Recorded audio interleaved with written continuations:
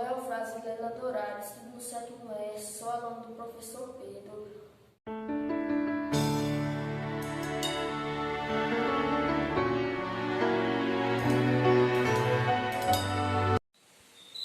Quando começaram os cultos da Assembleia de Deus de Ibititá?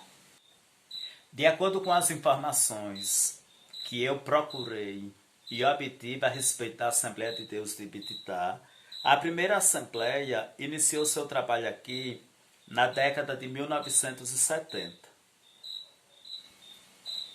Quem foram os primeiros crentes?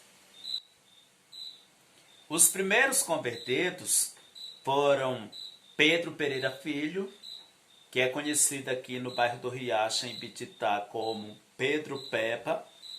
Veio a família de Osemar e sua esposa Tônia. Eles moravam aqui no bairro do Riacho, ali perto do açude. Veio a conversão da família de João Rosendo e também da irmã Teonília, que é considerada uma das primeiras crentes da Assembleia de Deus aqui em Ibititá. Depois veio também a conversão de Assis e sua esposa, conhecida aqui como Maria Carolina, que já faleceu. Teve Pedro, o pai de Luzia Maria Neves, que também aceitou a Jesus como Salvador.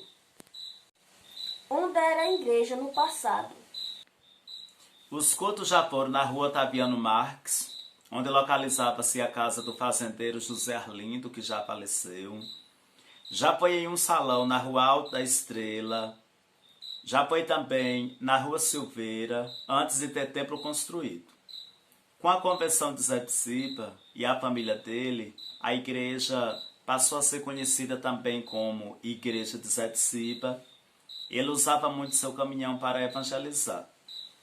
E a história diz, de acordo com algumas informações que eu obtive, que a igreja prosseguiu em salões alugados até que Eufrásio Vilela Dourado doou, em 1978, um terreno onde o templo foi construído. Em 1980, Zé de Ciba trouxe de São Paulo um microfone que causou comentários entre a população, porque ainda era desconhecido por muita gente. Na época, o toca-fita era muito utilizado pelos crentes para ouvir os hinos.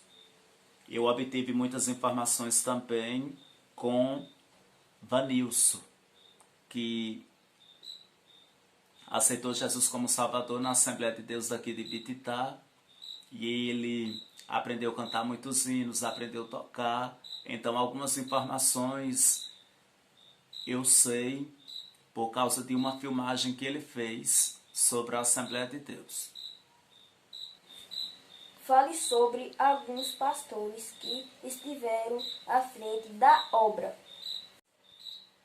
Na medida em que almas foram se convertendo na igreja, o diácono Antônio Poseidon e de Assis de Irecê eram quem vinham fazer os cultos aqui.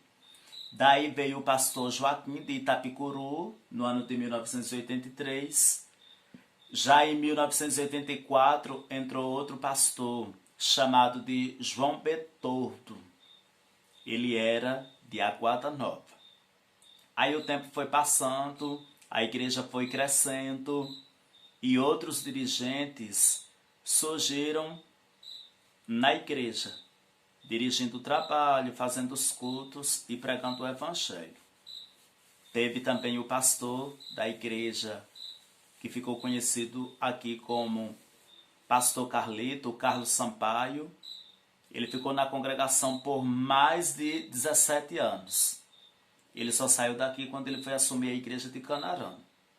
E a Assembleia cresceu, construiu também templo no bairro do Riacho, abriu a congregação da Rua da Mata, abriu uma congregação na Rua Silveira daqui de Ibititá, outra na Rua do Campo e também em muitos povoados.